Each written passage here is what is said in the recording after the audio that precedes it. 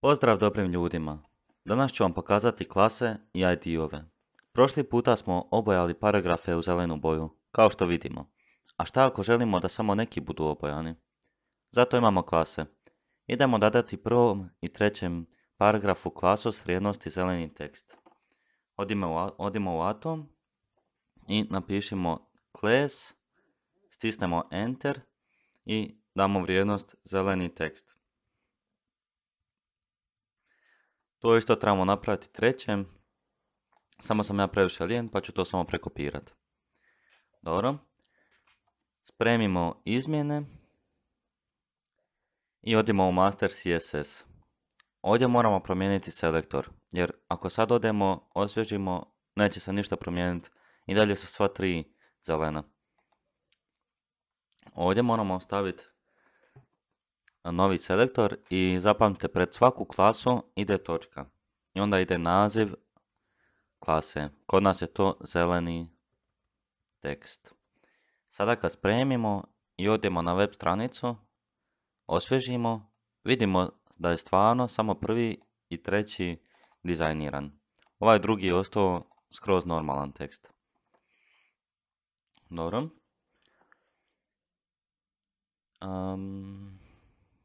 Sada vam idem pokazati ID atribut. Drugom paragrafu dodat ćemo atribut ID i napisati unutar tog ID-a drugi paragraf. Znači ID atribut, stisnemo Enter i tu napišemo drugi paragraf. Dobro. Spremimo i odemo opet u Master CSS. Ovdje prije ID-ova idu uvijek ljestvice. I onda napišemo drugi paragraf. Znači naziv ID-a. Otvorimo i zatvorimo vitičaste zagrade i idemo promijeniti font Arial. Font family Arial. Ili ajde bolje u Georgia. Georgia. Idemo staviti veličinu teksta uz pomoć svojstva font size na 35 piksela i zadat ćemo boju teksta uz pomoć color svojstva, ali ovaj puta ćemo napraviti nešto malo drugačije, zadat ćemo heksadecimalnu vrijednost. Odemo na internet i samo upišemo flat u e-colors, uđemo u prvu stranicu i ovdje možemo izabrati od ovih paleta. Ja ću ući samo u prvu i sviđa mi se ova crvena. Stisnem na boju i automatski mi kopira heksadecimalnu vrijednost. Mi ju samo moramo zalijepiti na pravo mjesto. Znači nakon kolora. Stisnemo točka zarez i spremimo izmjene. Odemo u preglednik i osvježimo ga. Vidimo imamo sada lijepu boju, lijepi font, veličina, paše, sve imamo. Možda se sada neki pitaju šta će nam klase i ID kad s njima radimo istu stvar. Jedna je bitna razlika između njih. Jedno te istu klasu možemo staviti na više elemenata, dok ID može biti samo jedan. Ako stavite isti ID na više od jednog elementa, pišete neispravan HTML. A zašto mora biti samo jedan ID? Kad se budete kasnije bavili sa JavaScriptom, upoznat ćete se sa funkcijom getElementById. Ta funkcija nalazi HTML element i vraća jedan rezultat. To je prvi razlog. Drugi razlog vam mogu odmah pokazati.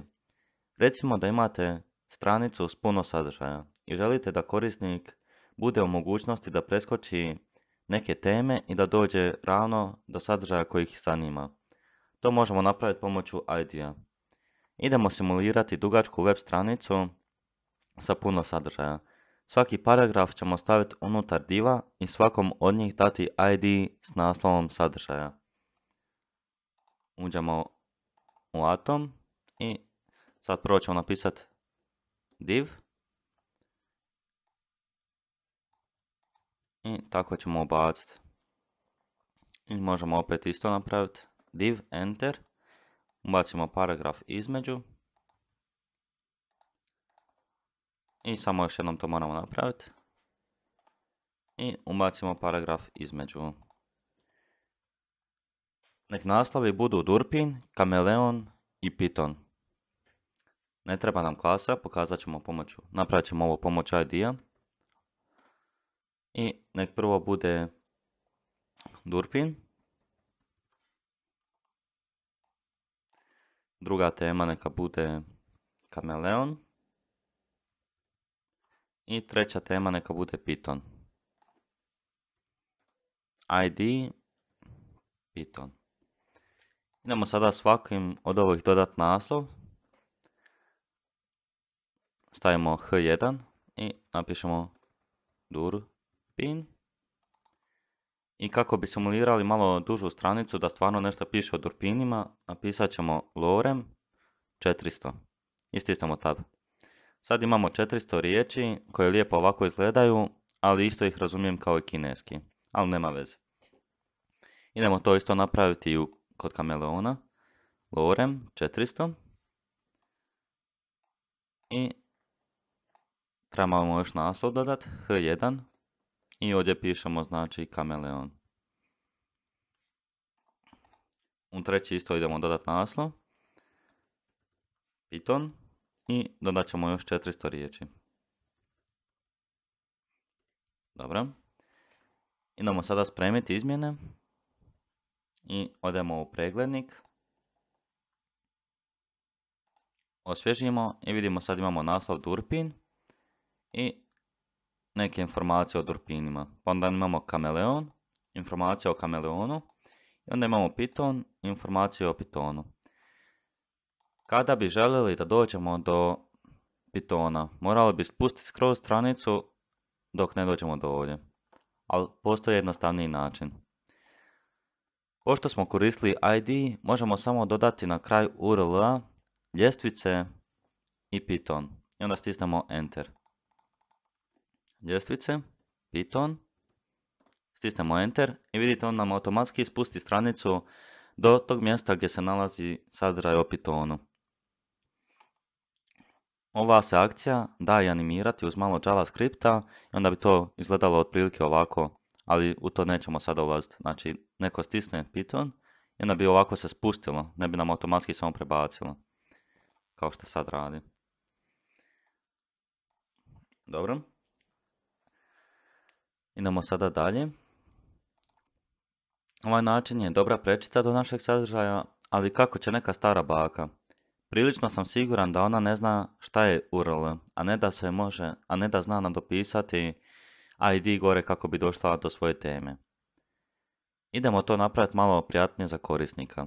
Vratimo se u Atom i odmah na vrhu gdje počinje body idemo napraviti navigaciju s kojom ćemo moći stisnuti na link i da nas odvede do tražene teme. Navigaciju ćemo smjestiti unutar neorganizirane liste, a tag za neorganiziranu listu je ul. Sjetimo se, unutar lista idu list tagovi li i unutar li konačno ide link. Vidimo, izbaci nam href.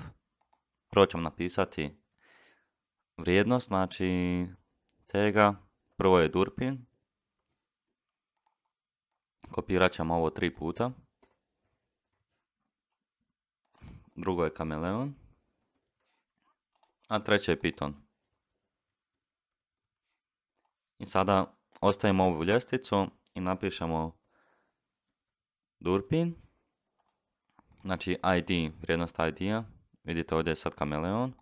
Napišemo Kameleon. I treće je Piton. Napišemo Piton. Sad spremimo izmjene i vratimo se u preglednik. Osvježimo. I probajmo stisnuti sada na primjer na Kameleon. Vidite, automatski nas odvede do mjesta gdje ima ID Kameleon. Idemo probati Durpin, vidite, odvede nas do Durpina i probajmo još jednom sa Pitonom. Evo ga, odvede nas odmah do Pitona. To bi bilo sve za sada. Ako vam se svidio sadržaj, pretplatite se, ostavite like. Do drugog puta, Filip Tutorijaši.